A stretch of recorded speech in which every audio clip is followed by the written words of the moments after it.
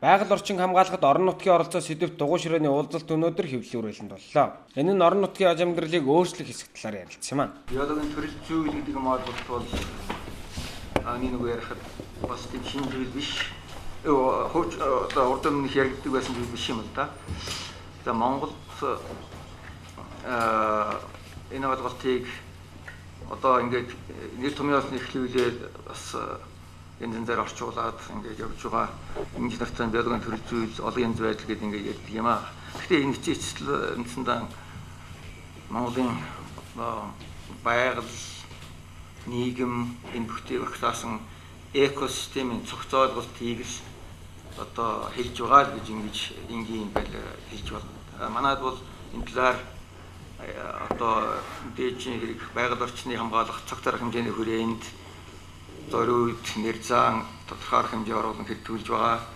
За олон улсын байгууллагууд ялангуяа нэгдсэн үндэсний байгууллагын хөгжлийн хөтөлбөр эрхийн байгууллага хамгаалах сан их мэтийн байгууллагуудын дэмжлэгтэйгээр төслүүдийг Монголын янз бүрийн бүс нутагт амжилттай хэрэгжүүлж лээд бодлого үйл ажиллагааны чухал бичиг баримтуудыг гаргасан. За тэрэндээ үндэслээд бас хууль эрхийн тогтолцоог үндсэндээ боловсруулж ирдэг хүрч байгаа юм аа. Уур амьсгалын өөрчлөлт дасан зохицохын тулд байгалийн дотоод нөөц уулзсанд тулгуурлан дасан зохицохыг экосистем тулгуурласан дасан зохицолт гэдэг байна.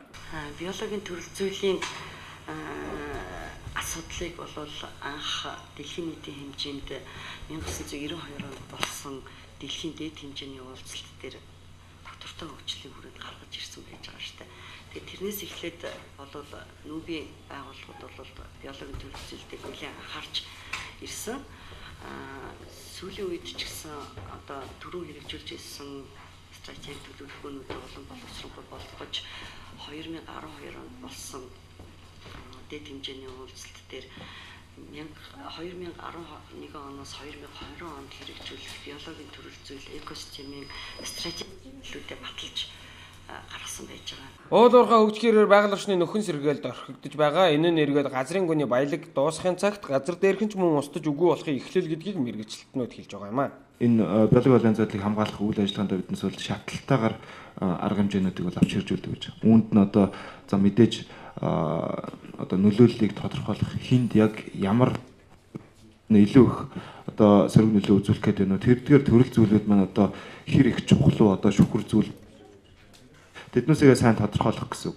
За тэгээд тодорхойлсныхаа үндсэн дээр бол одоо нөлөөлөл зайлсхийх боломжуудыг эрэлхийлж одоо айлуулах зайлсхийх дараагаар хэмжээнүүдийг авна. За цаашлал бол одоо нөлөөллийг багасгах бууруулах арга хэмжээнүүдийг авна. Энэний дараа бол нөхөн сэргээх тэр одоо нөхөн сэргээх гэхэд бол ерөөсөө зөвхөн ургамал тариад орхихгүй шүү дээ. Бүр экосистемийн хэмжээнд одоо бүтэц болоод үйл ажиллагаа нь иргэн сэргсэн байх гэдэг ийм чиглэлээр. За ингээд үлдэгдэл нөлөө бол бас гарч ирдэг. Энэ үлдэгдэл нөлөөг алуулахын тулд дүүцгүүлэн хамгаалах гэсэн энэ арга хэмжээнүүдийг авч хэрэгжүүлнэ гэдэг. Нөхөн сэргээлтийг зүгээр нэг ногоо мод ургуулад орхигдуулах биш, тухайн бүс нутгийн экосистемд тохируулан ургамал амьтны харилцааг буцааж хэвэн болгох ёстой юм аа.